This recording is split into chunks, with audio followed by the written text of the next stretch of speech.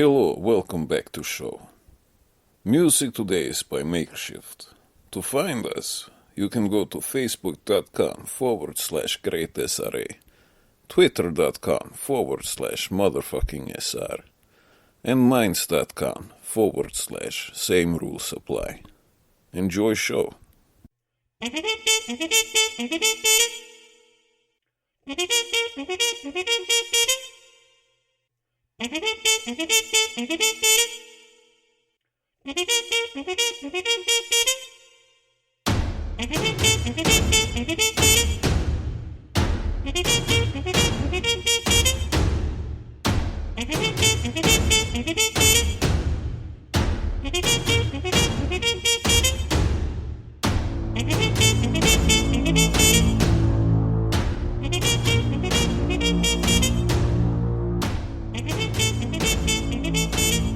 So, Fidel is dead. Trump is still president. And as you said, Varg was attacking Stefan Molyneux. Yes. Would you care to elaborate?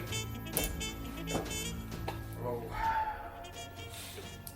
Yeah, what did I just say? Varg Vikernes, the famous black metal Wonderkin. yeah, actually, I'm yeah. You're a fan? I'm a fan, yeah. I personally consider Burzum as the most interesting band on the black metal scene because he never stopped really. He moved on. He always seems to want to find a deeper part of himself, in the music. It's he today focus a lot on ambient music that's actually genuinely sad and depressive. I know a lot of people that don't like the term, the true black metal fans, but I don't see it that way, because not that everybody have to move on from who they were, but nature kind of demands from us to be in constant motion. I see what you're saying. Yeah. And how does this connect to the beef that Burzum has with Stefan Molyneux? Oh, it's basically that Borg is kind of irritated on the capitalism.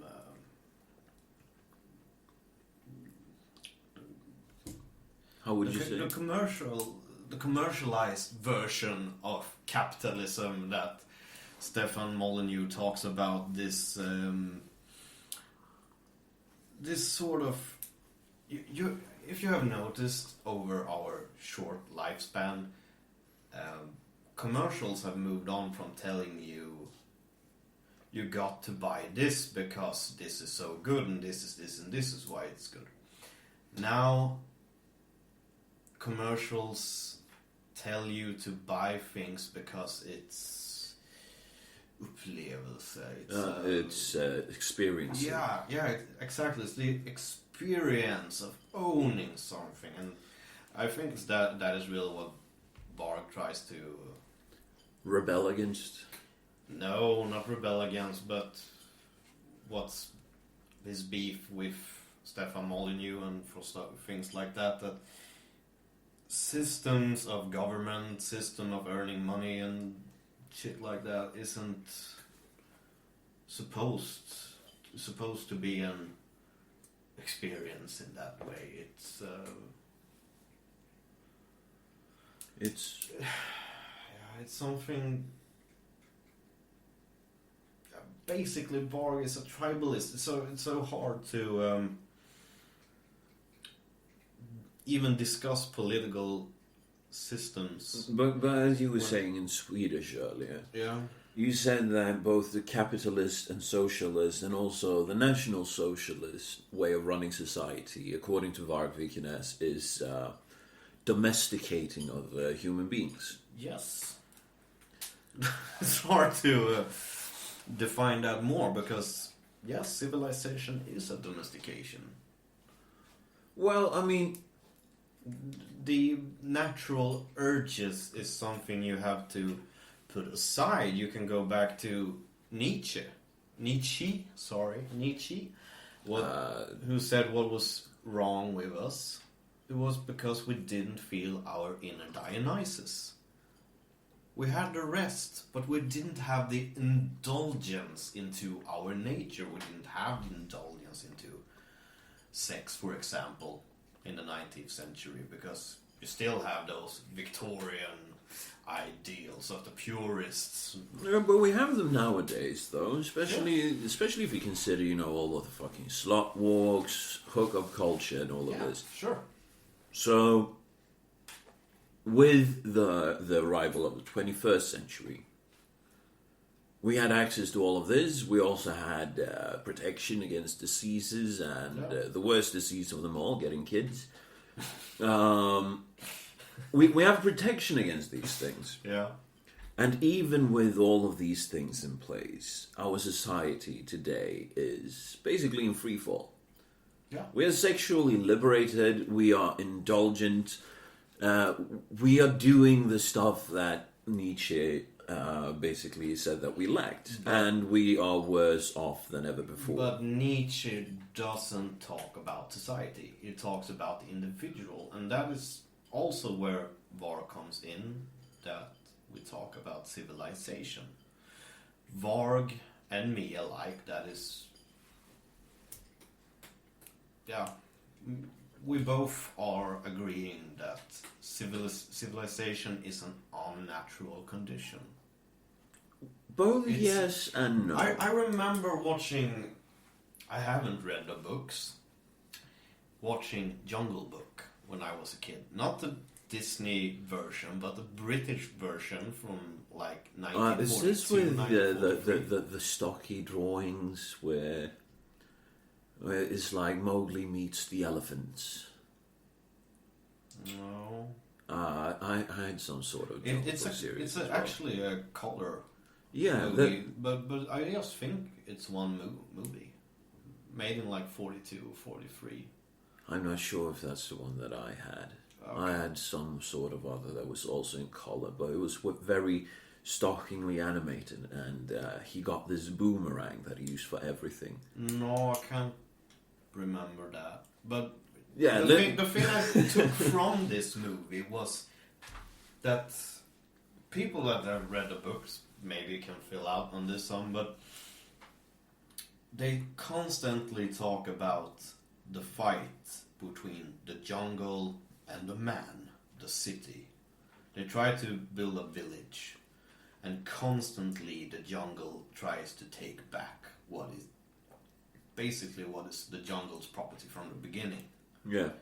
And I also view things like that, probably since I was 19 or 20 years old. I sort of figured out that nature is in constant motion, and backwards and forwards, like the great dyings, the minor dyings we have had, the extinctions. Yeah. It moves forward, it moves backwards. It's sort of always adjusting itself. The problem with civilization is that it tries to reach a constant that doesn't exist. It tries to capture the moment. A moment when everything is good, where it's a wild goose chase, I guess the expression is, for something that a rat race would also work. Yeah, a rat race. For something that doesn't exist, basically. For something that just makes us comfortable without something that will be good for everybody, something that would make everyone sort of basically a dream. It's just a dream. You think society is a dream? Yeah, I think it's a very faulty dream. I think it's a very faulty idea, but we cannot just break up from this. We sort of have to deal with the plate we have right now. We have a society that crumbles, and yeah, but the society crumbles because of bad ideas. It crumbles because bad ideas get to rule, and the reason that these ideas are bad ideas is because they have never been tested and practiced before the first time they were ever, put into the water. Sure. So we have a bunch of retarded ideas with people being revolutionary and whatnot, where they want to make a drastic fucking change. Yeah. And they don't know what to replace stuff with. I always find it sort of laughable with the revolutionaries always hating on the police state. Not the police state, but the police that guards the state, or so to speak. Yeah. And the military. They always hate the cops and the military. Until they get control of them Until themselves. they get control of them. But the faulty reasoning they also have is, how the fuck do they expect to get control of the nation? Exactly. In the beginning. Because you need someone to be there to control things. Because... And that's the faulty line of Marxism. That's the faulty line of communism. That's the faulty line of socialism. It is that every time a socialist, communist, Marxist, call it whatever the fuck you want, society emerges, it fails.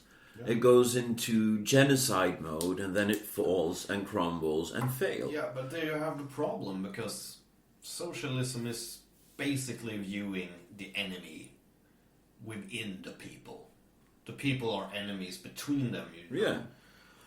And that's a huge part of it. Yeah, because of the class system and things they have talked about.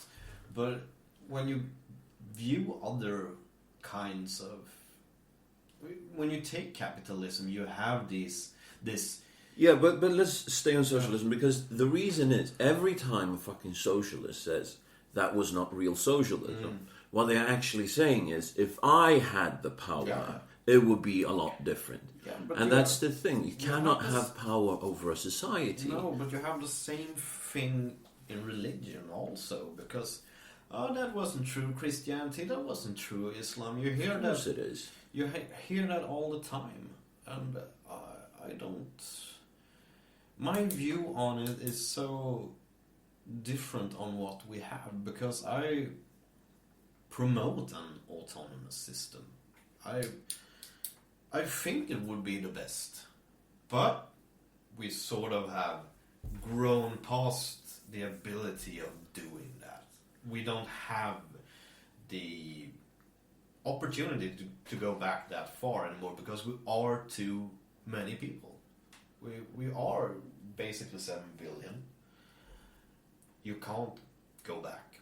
You can't leave this behind, because people will die then, and a lot of people will. You can't dismantle the government just in like a finger snap. You can't do that. Of course. But here's the thing. Something that has been proven to work are people coming together because they want to earn money. They want to gain resources of some sort. I think you can go back to a more primitive emotion than that. You can go back to basically they want to survive, and they want to grow. They want to exactly. I was getting to that. You have the 3 biological imperatives: fucking, eating, and shelter. Yeah. Shelter. In a house, you have shelter. Yeah. But a house amongst a bunch of other houses is even more shelter. Yeah. And a house in a fucking city is the ultimate shelter. We're not really indoors per se. We just put glass and wood in the way. Yeah. But the thing is, it works the best when people come together because they want to gain resources out of each other. I would say that capitalism is a forced altruism that doesn't really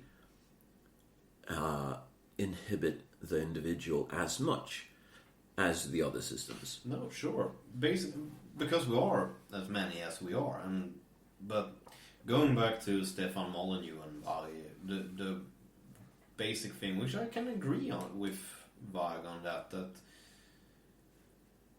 capitalism always leads to somebody sitting on the top, controlling everything. You have the monopolies today. You have the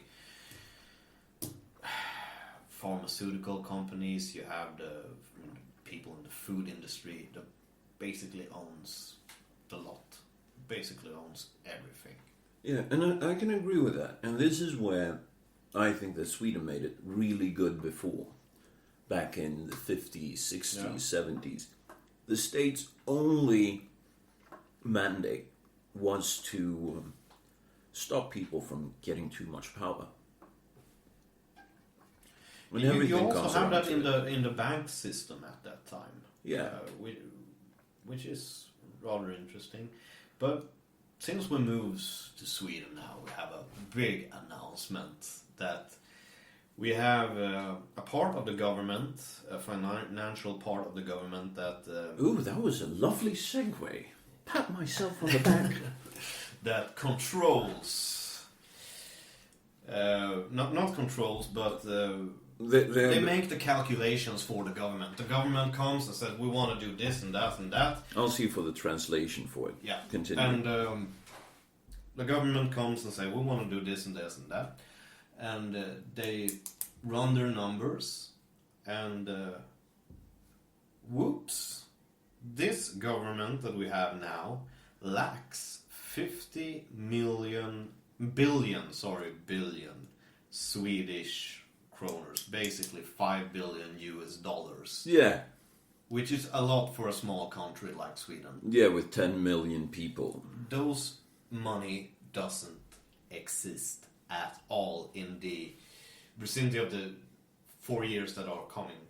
We lack them totally. And this is money that is supposed to go into, so to speak, welfare. Yeah. It's supposed to go into the collected welfare of the people, which means hospitals, it means the school system, it means care for the elderly and a bunch of stuff like that.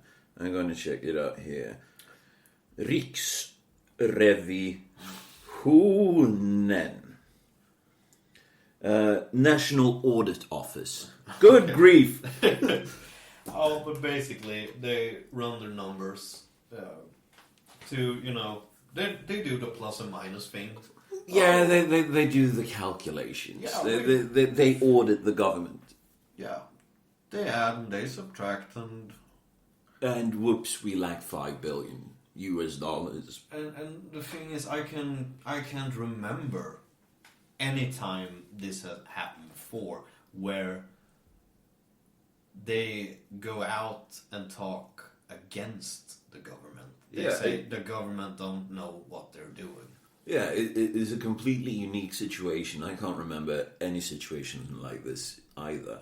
It's just fucking insane. How on earth do you lose track of $5 billion US in a country like this?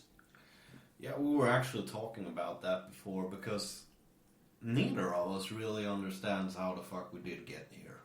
Yeah. No, well, I mean, it's rather obvious if you're willing to look the truth in the eyes. But it's not just that. No, it's a huge part, man. Look here, 1997 or 96, I think. The Swedish Parliament did the multicultural suggestion for the repurposing of the geography of Sweden. I'm not sure if geography is the right word, but basically we weren't supposed to be as homogenous anymore. Demographics, thank you. So basically, they, without even asking the people, said that, yeah, Sweden cannot be homogenous anymore, let's multiculturalize the country. So they instituted very generous migrational services for anyone wanting to come. And then they started teaching the children, the likes of you and me, that immigration is good. Everyone is worth exactly the same, no matter if they fuck kids or murder their wives. They're worth exactly the same as you. And here we are. Because we have brought in so many people, and of these people that we have brought in, a big percentage don't ever get a job. Some of the people have been here for decades. I know. Without even learning a single word of Swedish. Yeah.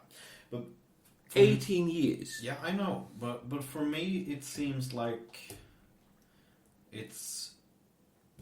I'm agreeing that it's a part of the problem. And then you have the European Union as well. Yeah, because you have things in society that just drains the Commonwealth somewhere.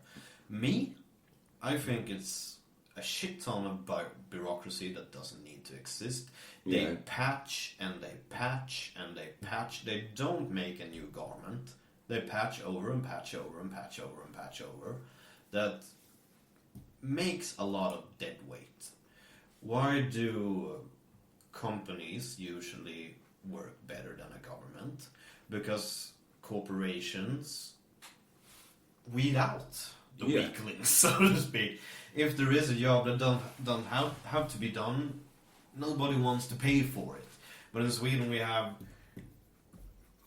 really a government that wants to pay for jobs that don't do anything. You have because it's their friends, it's their relatives, and not just on that level, and not just on bureaucracy level. Yeah. If you go down lower in the food chain, we have a lot of jobs that just exist for existing.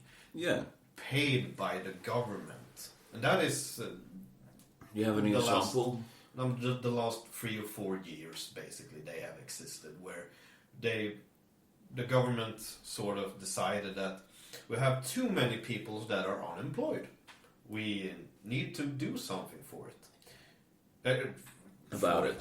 Sorry, that was Swedish in the English. Swinglish, proper Swinglish, sir. But they create these jobs that they already started way back, maybe 10 years ago. Is it the face system? but for 2 or 3 years ago they started calling them jobs. Before that, they called it phase 3 placement. Yeah, it was called dead end. It was it was basically a dead end. Yeah. Because there were news coverage of people that they made paint chairs. Yeah, and certain people had to go. The paint, right? Yeah, and then paint them again. Yeah, and certain people went around to elderly hospices and they were interviewing the retired people to write their autobiography. Which is beautiful if you have like a World War II survivor or someone that's of interest. But a guy that stood on the factory floor for his entire life and doesn't have a nice thing to say about anything isn't exactly the person you want to read an autobiography about. No, I know. But sure, they are the backbone of... The workers are the backbone Of course they are. Of taxation. Of any economy ever. But there's the problem also, because the workers are not being taxed properly, and the workers are mistreated, but basically being lied to, that the government is creating something for them that doesn't exist anymore. You have the laughable Swedish retirement fund, where the government said we will create a nice retirement payment for everyone. Yeah, for everyone. But I don't remember really how it went. But somewhere during the line,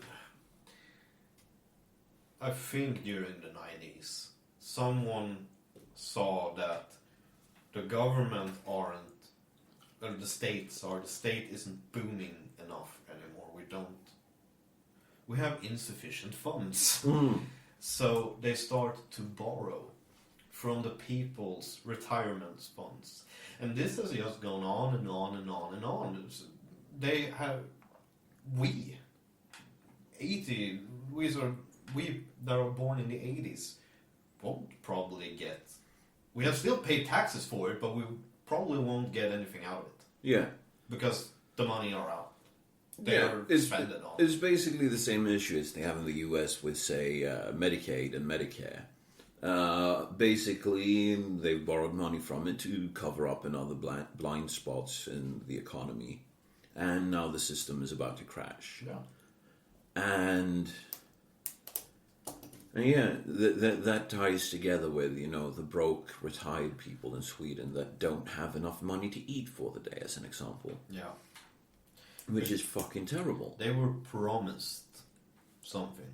And I know you can't hold your forefathers, for an example. You can't hold them to... You can't hold them responsible. Yeah. The people today can't be held responsible for something that someone took a decision from ages ago, for like 50 years ago. But what you can do is hold someone fucking responsible for wasting other people's money, because that is what taxation is. It's other people's money. Yeah. I love this. I don't know if you call it a sketch or a scene from Blackadder the Third, where there is this aristocrat saved from the French Revolution, and Scarlet Pimpernel. Yeah, Blackadder and Baldric. Not Baldric. He doesn't have brain cells enough for that. But Blackadder makes a French aristocrat the offer of do a little job for us and earn something for it, earn some money on it. Where the French aristocrat answers that no, that is not how it works. I like to have other people work for me and then give me the money.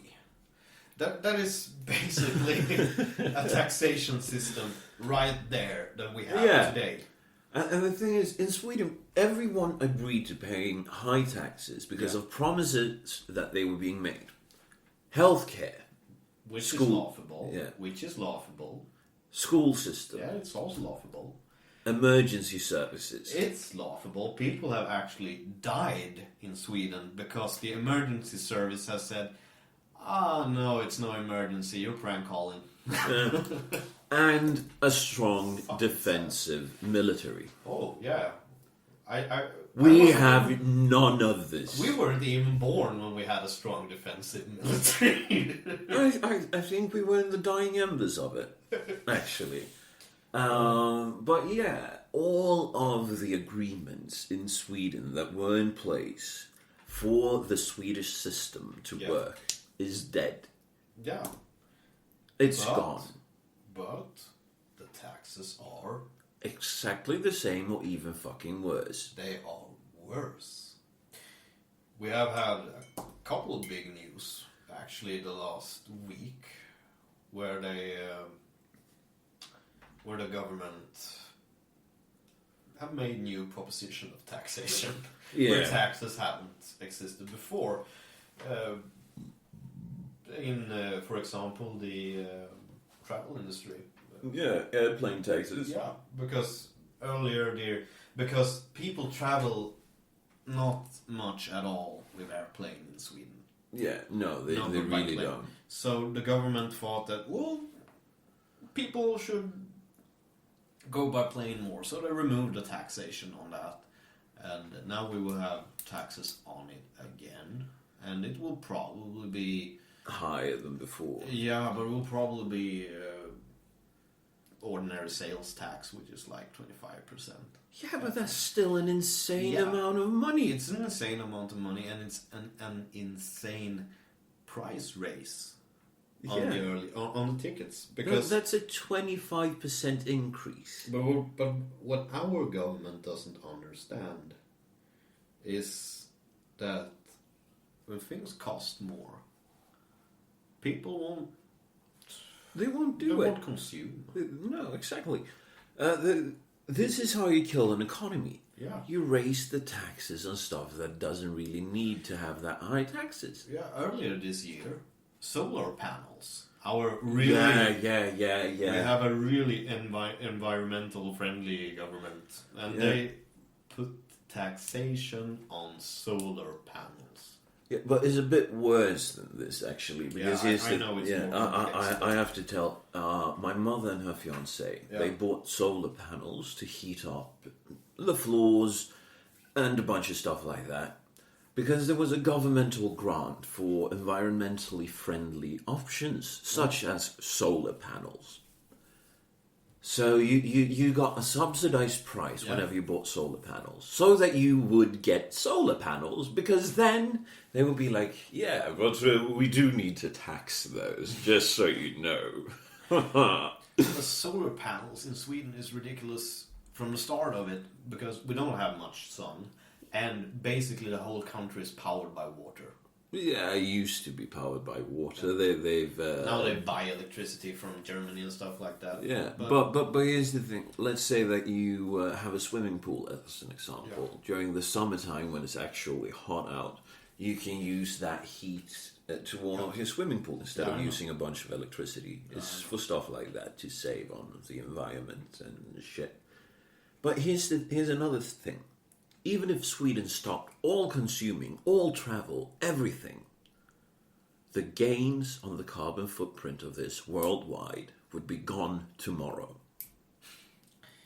We are like 0.01% of everything in the world, in this country. I know. So that we have to be more environmentally friendly is complete and utter horse shit. And this is really also what makes the Swede an ridiculous sort of person.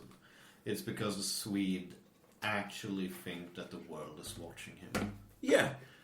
There's also something that's so... Well, they actually kind of are, but not for the reasons that the Swede think anymore. But it's really, really, really sad that's, that persons are walking out there and like, oh, I'm doing this, I'm eco-friendly here, and I'm green here, and stuff like that. And this is made of recycled materials, and no one cares. No one in the world could care what a so really unexploited country do.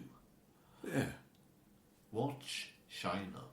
Watch parts of Africa that has been totally demolished in the search of natural resources. Yeah.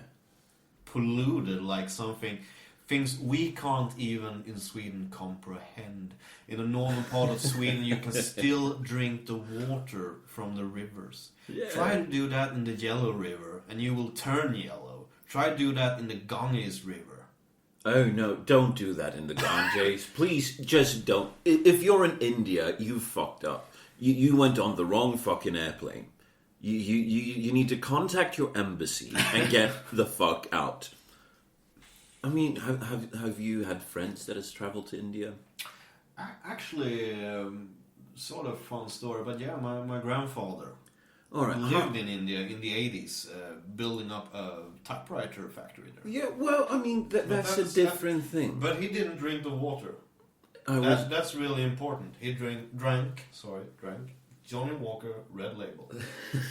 Everybody turned sick, but my grandfather didn't. He was healthy.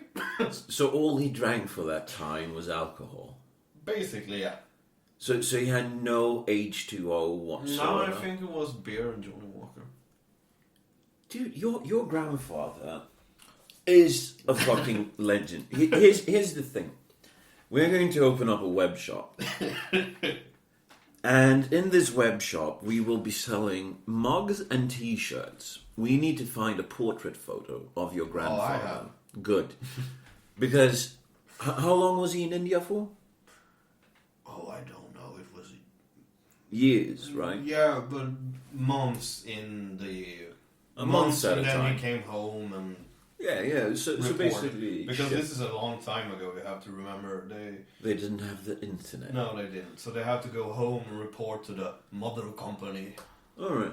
But basically, to survive in India, Yeah. only drinking beer and Johnny Walker Red Label, Yeah. that's insanely And gangster. And he has a story he used to talk about where, because when he found out that I very much enjoy Johnny Walker Black Label, he told me this story of how he went to a wedding and how Johnny Walker Red Label saved his life. Because everyone at that wedding that were from Europe, that didn't have the local bacteria culture inside of them, turned so fucking sick from the food and the beverages. And the only thing, and this was, a big, like, Maharaja wedding. Wow. Because he used to say that India is the country of polarities, extremists. Because he saw this wedding of this couple where the man had covered his new wife with gold. From top to toe, she wore garments made of gold plates. What? So she was wearing a golden armor. Basically, yeah. But Hail Caesar. leaf thin. Hail Caesar. And he said that you could see them dress up their wives like that, with the most extreme luxuries. And the other day, the day after, they tried to beat them to death. so they were so... You couldn't really... you couldn't count on anything, But at that wedding, when he arrived, he didn't take his usual glass of scotch. He picked up the whole bottle and just went on with it. And he said that day Johnny Walker Red Label saved his life. Yeah, whatever you do, I mean, I do get it. India seems fascinating. It's the birthplace of Hinduism. You get to see elephants. If you have bad luck, you get attacked by tigers. You might go to Goa and you might sit there and play a sitar with a bunch of fucking yogis smoking hashish. And then you drink the water. And that's when you get like trichinitis, you get fucking cholera. Dysentery. You will die from dysentery. So just don't go to India. Have actually, in India, they have I don't know, probably it's a sewage system, but when they have been in contact with sewage water, they have acquired some flesh-eating bacteria. Sewage water? You mean the Ganges? No, I just don't mean the Ganges. No, but the Ganges is sewage water. Basically, yeah. But, and corpse water. But it's also sort of lying when you say they have sewages there, because they basically shit on the street still. Yeah. So, original point. Don't go to India. Unless you're a first generation immigrant from India, don't go to India. Even if your parents are Indian and you were born in another country, watch Russell Peters, because he will state it clearly. Don't go to India. What was the original point of this? I'm not fucking sure. We got in on India. Travels. Yeah. Traveling. Do you enjoy traveling? I enjoy getting there. I hate the way. Oh yeah, the children in the small compartment of an airplane. An edible will take care of that any day. But the issue is, unless you fly with a cheap airline so that you can, get the business class seats. Yeah. Traveling anywhere is a fucking pain. Even if you're just taking a 1 hour jump from here to Stockholm. Yeah, and it's not just a pain. It's sort of the... No. You know the pain when your leg has fallen asleep and sort of wakes up, and the sticky feeling, the itchy feeling. I call that the white noise of the body. Yeah, okay, the white noise of the body.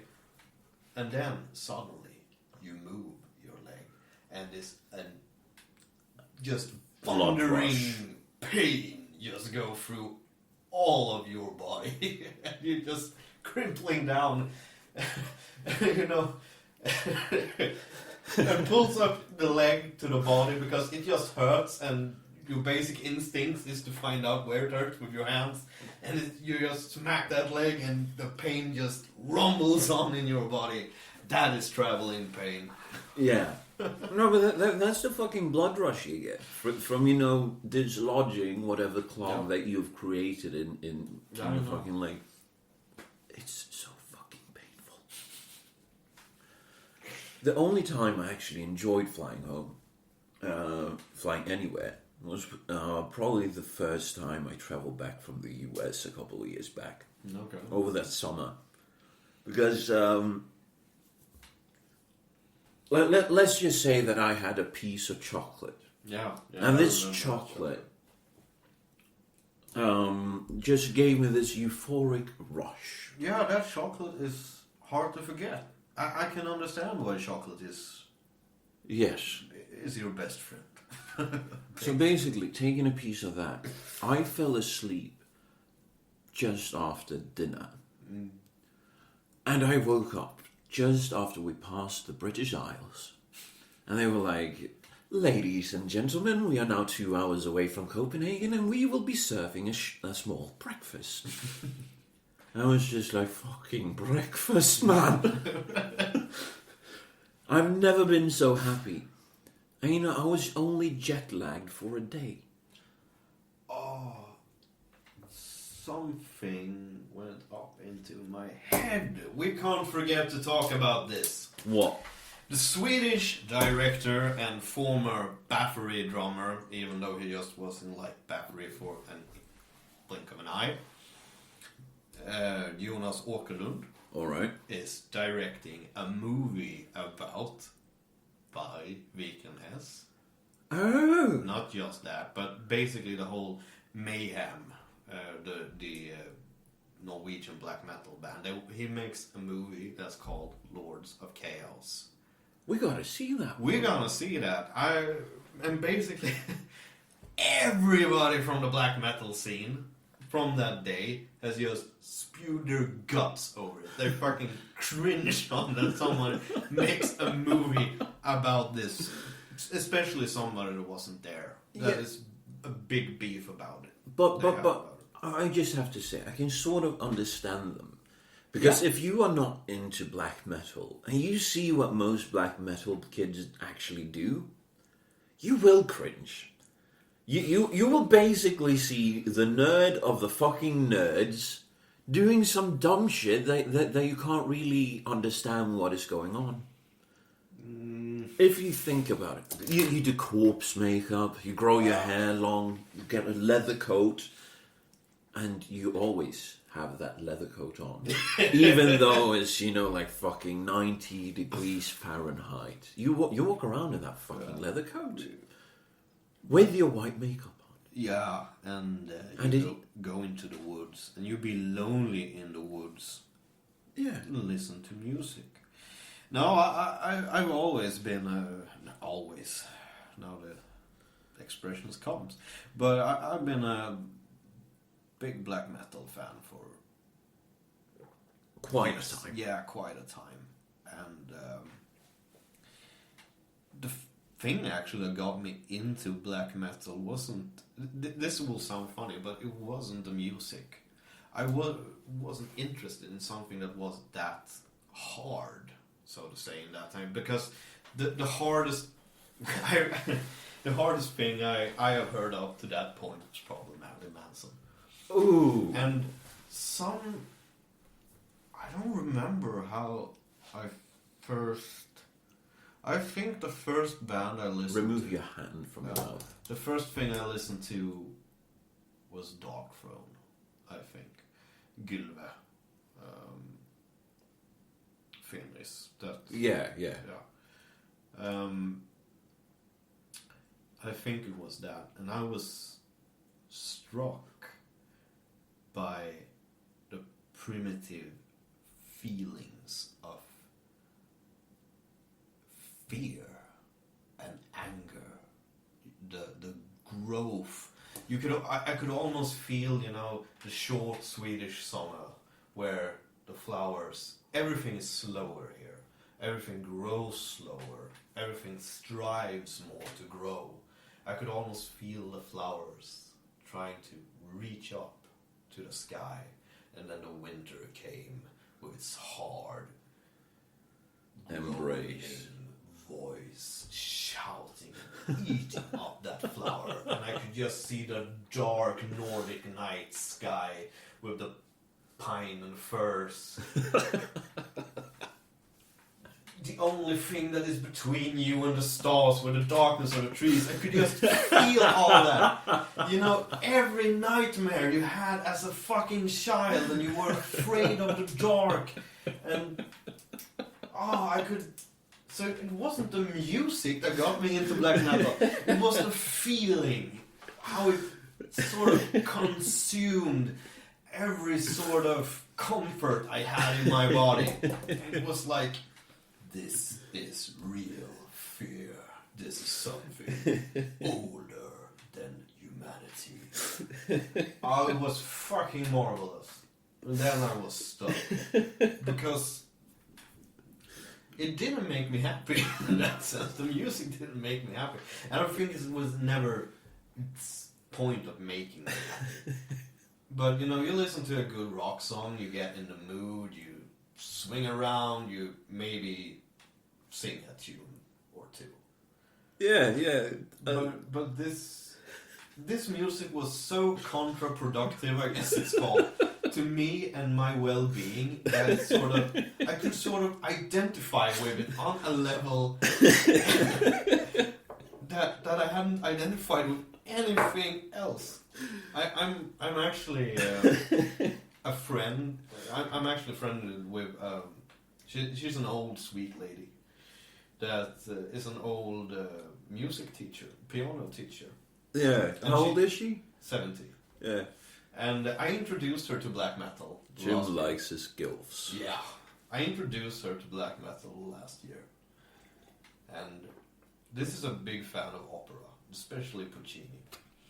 And she says, this is like opera emerging with hell. And she was so struck with it. I know we watched some Gogolov clips where Gal is singing, and they have sacrificial lamb heads, sheep heads, basically on poles on the stakes. On stage. Yeah, was it Gorgoroth that also had that dead bird in a bag that they sniffed? No, that is Mayhem. Yeah. That is the Dead. Dead is Dead. Dead is Dead from Mayhem. Dead from Mayhem was the one that went around and smelled the raven in the bag. Yeah, and that will actually be part of the movie. Ooh, nice. Dead was actually from Sweden. Per Yngve Olin. I didn't know. Yeah. But I have to tell you, I was into black metal for a short while. Yeah. And this is okay, actually. I've checked out, you can play, since we are not going to broadcast any picture, you may actually play a short part of a song as long as you give it credits, according to the copyright laws. This was what emerged from my very brief stint with black metal. I found troll metal. More specifically, Finn Troll. And this is just a song that I love. It's called Aldhisla. It's fantastic. Just listen to this. This is fucking atmospheric.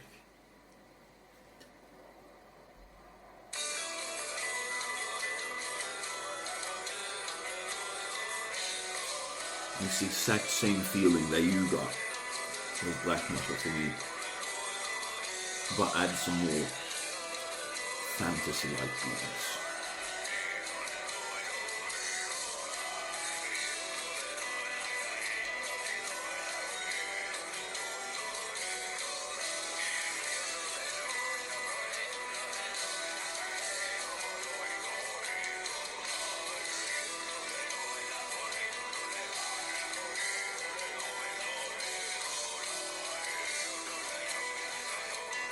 It would be hilarious if it's just the intro.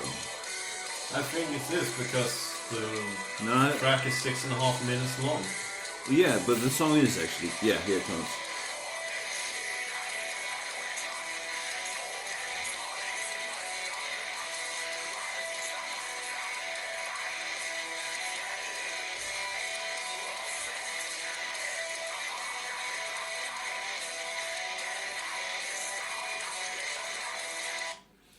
Fintroll never found a way into my heart. But I can recommend another band that's called Korpiklani. Korpiklani. Yeah, Korpiklani. The guys who did Tullikukko. And also made this hilarious cover of Levans Polka. Ah, Yeah. that one I haven't actually heard. Yeah, We have to go down this rabbit hole just for a short bit. Korpiklani. And what was it called? Levas Polka. Levas Polka. I didn't know. Let's see here. It starts really fast. Alright. Let me just have it load up and let's fucking play it.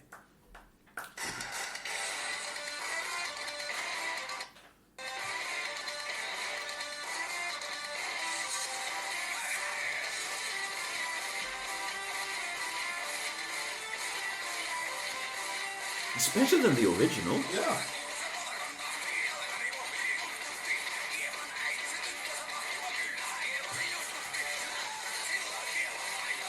Oh, it's so fucking hard. This is fucking brilliant. No, But I see you're into more of the folk Viking part of it, and it does exist a bunch of bands that actually are. yeah. But And that was sort of what I fell in love with, because where I grew up, we had these, in northern Norway, we always had these huge fucking mountaintops that was always covered with snow, even in the summer, during the midnight sun. And every winter, the night was basically 24 hours. Where you had like 1 hour in the middle of the day where you could sort of like glimpse the sun inside the sea if you watched southeast or southwest or directly south. And you had this blue light, sort of like a false dawn that fell over the snow. And it was just that in combination, you know, with the sound that the snow make when you walk on it. And, you know, the breath that is just crystallizing in front of you. That in combination with, you know, just the views that you get when you're that far up north, it's relived in, you know, the more folky, troll-like metal. yeah, I get what you mean. I had my brief encounter with that music too, but it didn't stuck with me. It was too catchy, I think, and I was too metal to enjoy it. I was too fucking metal to enjoy it. No. You were too black metal to enjoy it. I was too true. I was too cold. Yes. No, I didn't. No, but that is why I think that black metal never really stuck with me in the same way as troll metal did. Because I like it when people just fuck around. Yeah. Even though it's dark, it's very atmospheric. You feel this pressure. Fintroll has another song that's a really good one. That's called The Trollhammer. Trollhammaren. Yeah, I know. And that one is just... It's just playful with the danger of the Nordic folk troll. Yeah. And Which is actually how you say it in English. They've imported that word. Folk troll? Yeah. I didn't know. I did not know that. Now you know. Now I know. Thank you. You are very welcome, sir. No, but back to the beef. Where we started. I don't fucking know how long have we... How long have we done? And how's the 53 minutes. How's the battery? 2 out of 2 out of 4. Well, we can talk for a wee bit more. Yeah. Just a short bit. a tad. Yes, just a tad. Yes, some lovely tea here. Would you mind getting the rifle? I do think I could spot myself a walk down there at the parking lot. Oh, jeez. Oh, yes, sir. It's time to get rid of them once and for all. No, I'm serious. It's a walk down there. It would be brilliant if you were actually that old school kind of British racist, you know. A wog's a wog after all, eh, Jeeves? Oh, we have such a rich culture. Yes. No, but speaking of rich culture, we do have this world famous mezzo soprano that has been quite involved in the political correct hegemony of Sweden.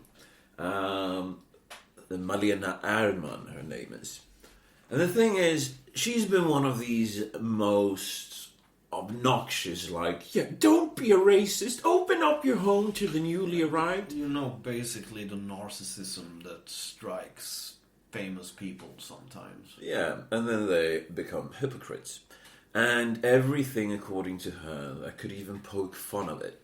There was a comedian that made a parody rap song that was called, like, Throwing Rocks. Yeah. You remember that one? No. I'll show it to you later.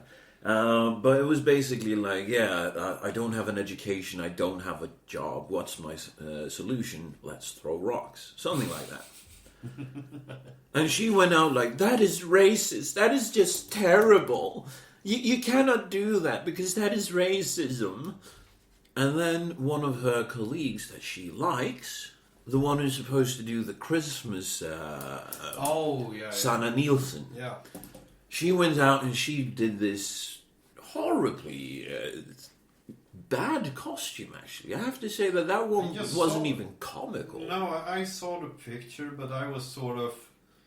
She should at least have done some sort of panning, you know? but it was hard to get, as I told my girlfriend, it's hard to get really the point of anything from a picture when you don't know what the sketch was about. Yeah. No, and anyway, but she was... putting, fat glasses on you don't make you funny. No. Sorry. She just looked like a retarded Swedish housewife with two large teeth, buck teeth, fucking thick glasses and a kimono on because she had just woken up. Yeah. No, but anyway, so she goes out and she does this skit where she apparently is horribly racist, at least according to Swedish standards. And now Malena Erdman, she is sort of like getting her pants in a bunch because she goes out and she's like, to call this racism, it's just plain and simple, silly. Nag, nag, nag, nag, nag. I saw she said something like, is this really the society we want? The society which she created. Yeah, the society where she had, taking part in creating. The atmosphere. Yeah, this is the best thing. The debate climate, the anything climate regarding anything political in Swedish society. Yeah. And now she goes out, is this really what we want? Is this really racist? And it's kind of like, yeah, well, how about all of the times where you attacked people that did not do racist shit? And you claim that they were racist. Yeah, because racism is a really hard nut to crack. It's a really hard word to approach. Just like any other word you use too much, it sort of loses its meaning. Yeah. But for me, the meaning of racism for me is viewing a race as superior to others. It's not poking fun on other people. Exactly. And that is the very book definition. That is what everyone lives by that has a brain. Racism is believing that you are somehow better than your next man because you belong to the Aryan race and he belongs to the Slavonic race. Yeah, because that is what it is.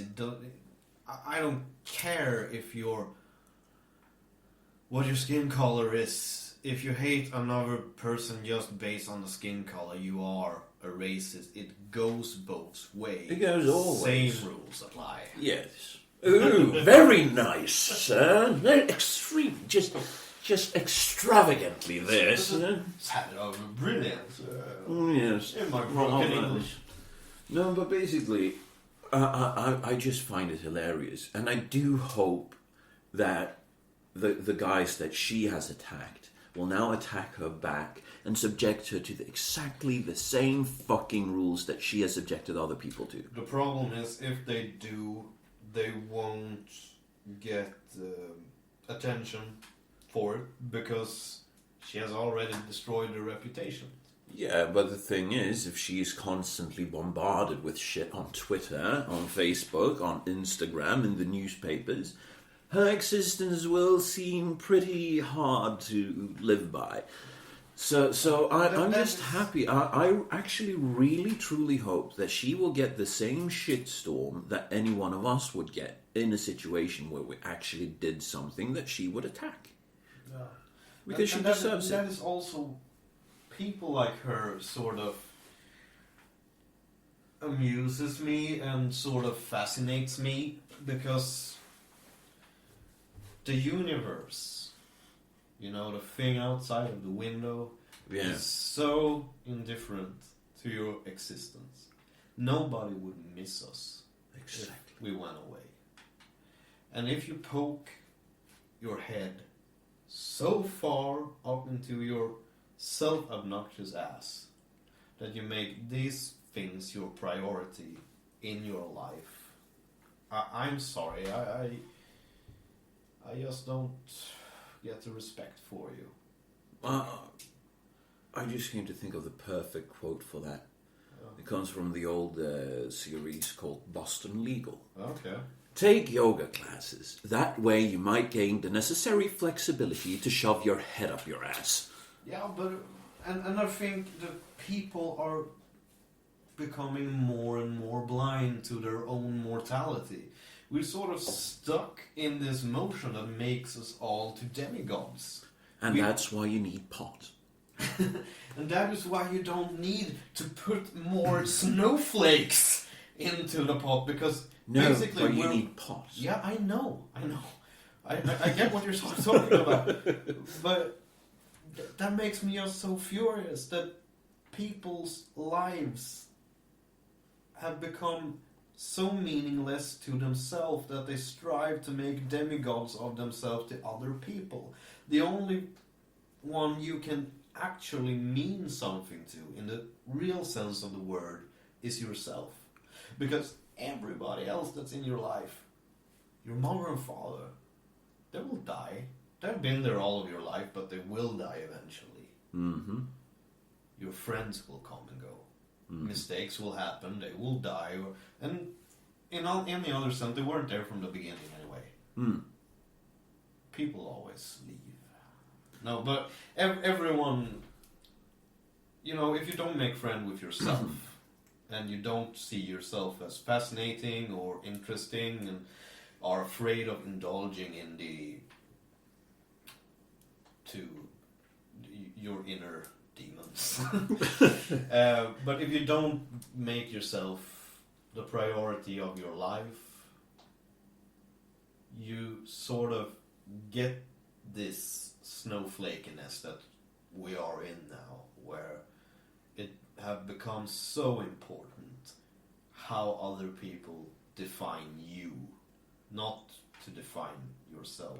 You tell other people how to define you, you do that, but instead of not caring what other people thinks about you, it's the most important thing in your life is what other people think about you. And it's sort of this striving against this demigod sort of feeling of yourself that you're... fuck. No, I lost my... No, I get what you're saying, but with Trump in office, do you think this will be a problem? I think it will be a problem. I don't think so, because he will launch so many Twitter attacks on fucking Tumblr rights, and he has the entire world watching. If he finds it... You know what? I just got a brilliant idea. We need to start Action Group Trump. And here's my idea. Okay, I can see why Trump needs an action group, because I think you have a bit of... you don't have Trump really... You don't understand that Trump also just have 24 hours a day. Yeah, but... So we need a Trump action group. We need a Trump action group.